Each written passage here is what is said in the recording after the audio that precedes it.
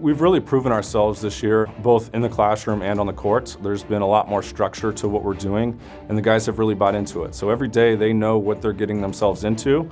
You know, we have very, very quick chalk talk sessions, and then we're out on the court. And then we'll come back to the board, talk about some things, but just the way that the coaches are being so vocal and there's just always positive feedback in the gym, it just creates this environment that is, really leading to some success. And we've done a lot of small group work, just so it's a lot of personal contact with, players to coaches, but also players to players, just to get on the same page. And actually the culture in the gym is stronger than it's ever been. The guys have really bought in and wanted to stick around even through Christmas just to be here and just to put the time in to, prep for what's ahead.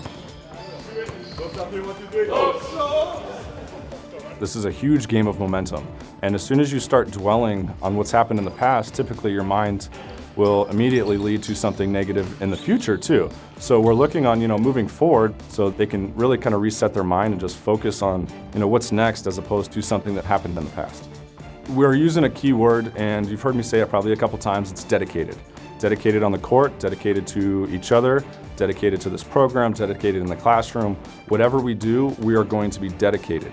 Moving into this season, we hit the court, on the road 2 weekends in a row against some tough teams, and if we're dedicated to, what's at hand at that given time, we'll be just fine.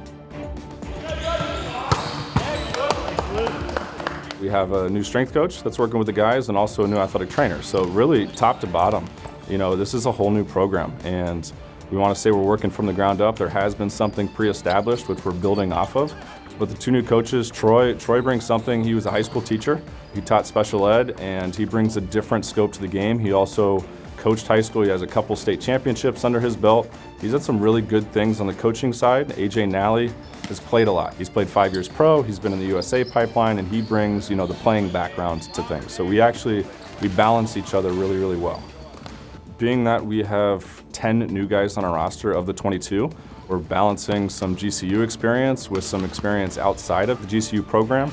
And, we're expecting a lot out of these guys. I don't think we have a whole lot of respect right now across the country, so we have something to prove. We open up at UCI, and I believe they're currently preseason ranked number 8 on the road at UCSD the same weekend, and then head to Hawaii, and Hawaii's ranked, preseason 7. So it's going to be really tough, and then diving deeper into our conference, Lewis is 6, Ohio State, reigning national champions.